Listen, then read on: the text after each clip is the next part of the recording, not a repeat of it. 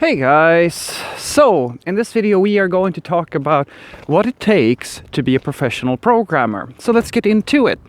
Now, I'm making this video more or less because it was not that long ago I released a bunch of videos where I was trying to explain to some of the people who are trying to get into programming that there's this idea that some people will tell you that you will be able to be a software developer in a very short amount of time if you just apply yourself, etc., is absolutely false. And the thing is that it's very tricky to determine whether or not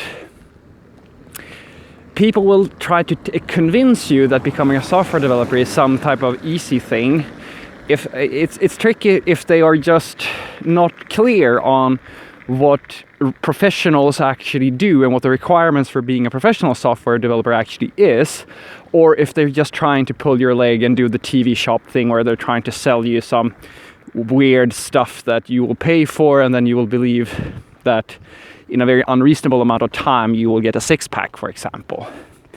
It's I think it's probably a case-by-case type of situation where some people are doing that and some people are just naive. So I thought I'd try my best to explain to you what it is that actual professional software developers have to go through in order to be in this type of, well, don't get me wrong now, but like this type of Ivy League situation where they have recruiters that contact them and they get to be like fairly popular in the job market, and they can build the sort of systems that you probably use every day, like YouTube, for example, that you're most likely watching this on, like those sorts of platforms, what it takes to actually work in that type of environment. So let's start by defining the easy thing, like the most obvious thing first. How much time do they spend studying?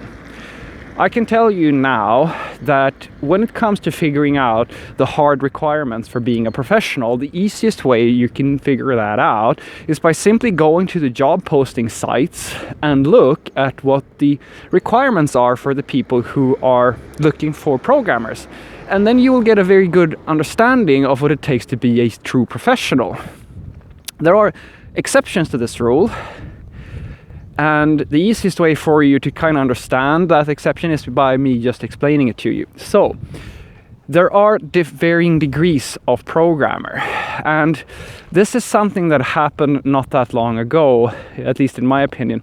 And I think this kind of comes with the evolution of IT and how much more stuff there is going on in IT. The other day I saw a job ad posting for a front-end developer, which is something that I have had as a job title back in the day, or a few years ago. And for this specific job posting, they didn't require any computer science degree, bachelor's degree or anything like that. And then I read the job description, and it was to be a remote worker for basically doing primarily JavaScript, CSS, and HTML and so forth. And your focus would be, in the description of the role, the focus was to do A/B testing and basically metrics tracking and so forth and so forth. Now, if a junior looks at that and reads that, a junior might, and even an unexperienced freelancer, you might get it into your head that means that if you apply for that job, or that they are looking like that's what it means to be a professional, say, front-end developer. This is not so. And why is that not so? Well, because that is the sort of position that is highly specialized. It is what I would call a bit of a, how to put it? It's kind of like, how can I say this without sounding like I'm putting people down? It's very tricky, but if you get that job and you're self-taught, and you start believing that, all right, now I can apply to Google, or I can apply to like these other companies, you're kind of kidding yourself. It's kind of like the situation, like you see, the requirements that are on that job posting are not in they're not even close to the sort of requirements you're going to face if you were to get a job or try to get a job as, say, a full stack developer or at a more type of serious role. You're basically applying for a position that is closer. Like, think of yourself as being the water boy in a football team. That's the sort of position we're talking about when you do that. In programming terms, I'm not trying to put people down, I'm just trying to set your expectations correctly. That job, literally everybody I work with could have. Everybody. Even if they've never, like, a real software developer can take that job without ever with basically no experience whatsoever in that specific role.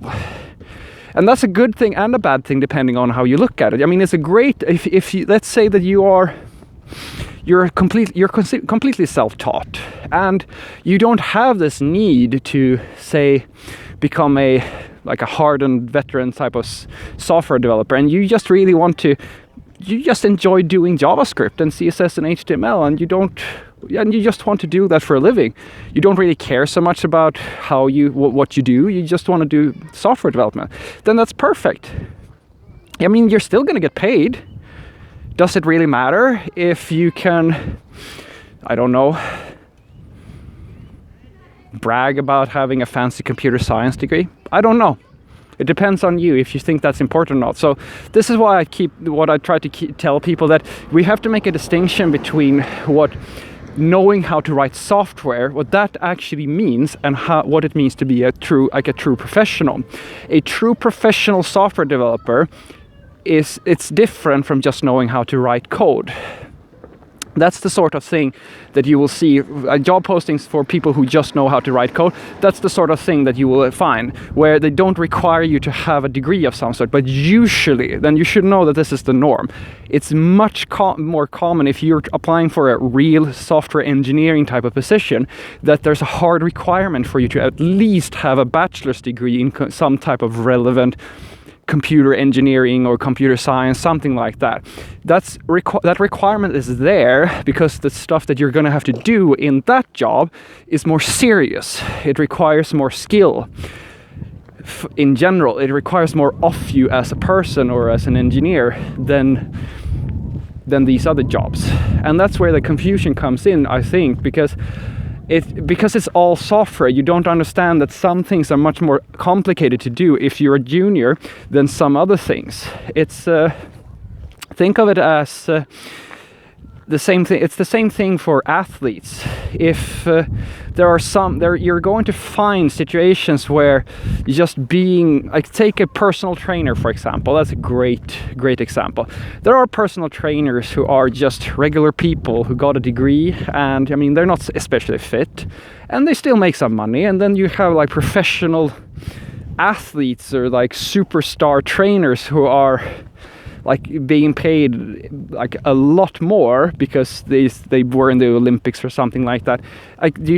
That's the same sort of difference. You have to kind of distinguish between, I mean, they're at the end of the day, what they're both doing is training people, but there's different levels and different degrees as to how you can do that. So what it will require of you as a person to be a professional, like a true professional software developer, a software engineer, is higher level education. You're going to have to, you can be self-taught as well. It's at the end of the day, it's all about skill.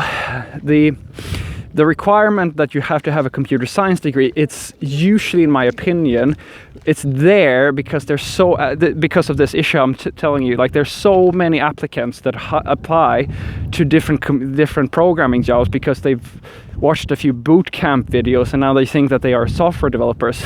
And that's why the companies put that as a hard requirement, because it takes a lot of time to sift through all of the hobby programmers and find the programmers who have actually gone to school, put in all the work and so forth. So what I try to kind of explain to you here is that if you just want to learn how to write software, you can learn that in a few months.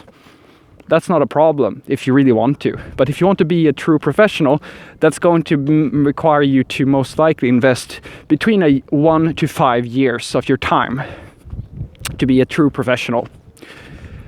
And you kind of have to figure out for yourself where you want to be, because trust me, just writing, like if you want to make web pages for yourself or start your own company or things of that nature, you don't have to go to school and do all that stuff. You can learn that from videos online. But most companies who are looking for professionals will require of you that you have some type of higher education. Usually. As I said in the beginning, there are exceptions, but I just want you to kind of understand the difference. So what I want to end on saying here is that software engineering as a professional is higher level education. It is not the hardest thing in the world, so don't think that you can't do it, because trust me, you can. It's just about you figuring out how much time and energy you want to invest in this thing. If you're just fine learning the basics and feeling empowered by just writing like your own applications, then you don't have to go to school and you don't have to like invest all that time. But if you want to do this full-time professionally and be able to apply for jobs at almost any company, then you're going to have to work a little bit harder. And that's all there is to it. It doesn't require, software engineering, guys, it doesn't require you to be a super genius, but it does require you to input a little bit more effort than what most people might be willing to input. That's all I'm saying. Have a great day.